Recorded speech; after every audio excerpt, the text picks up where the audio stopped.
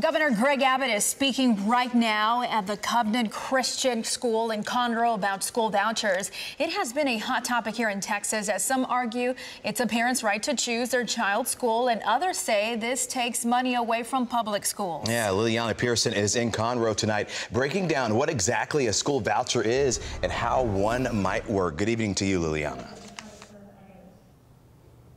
I'm going to be talking just a little bit quiet here for a moment because you can actually see just behind me that Governor Greg Abbott is getting ready to speak. They're inside the auditorium here right now talking to a group of parents who want that ability to be able to choose where their child goes to school. And school vouchers have a long history here in Texas. They've been debated for a long time, but they've never gone all the way becoming actual legislation. But I wanted to dig through a few of the pieces of proposed legislation that are being talked about a lot right now to figure out what they are actually promising to parents as they stand right now. So we're going to go ahead and take a look at Senate Bill 176 and what it's promising to both parents and guardians.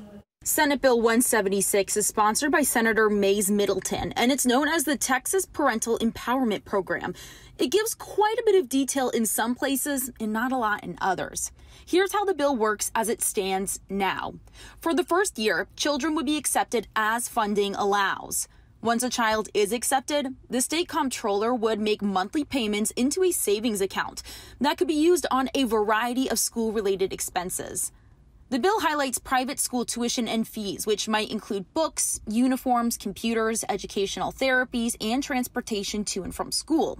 It can also be used to cover public school fees like extracurriculars and transportation to and from school. The program would be made up of dollars from the state's general revenue fund, monies appropriated for the program in grants or gifts. It does say this bill would not include any federal funding. ABC 13 has previously reported this would come out to around $10,000 a year per student. According to educationdata.org, the average price of Texas private school tuition alone is around $9,000 a year. $10,000, it's a good chunk of change. So how will the state make sure it's actually being spent on school-related costs? The proposed legislation says that there would be random audits, and accounts found to be misusing funds could be suspended, closed, or sent to the Attorney General's office. This bill would rely heavily on the state comptroller's office for applications to apply and disperse funds. ABC 13 spoke to the state office today. They say because the legislation is so early in the works, they can't say if they would be able to handle the job or how much it would cost. In Conroe, I'm Liliana Pearson, ABC 13 Eyewitness News.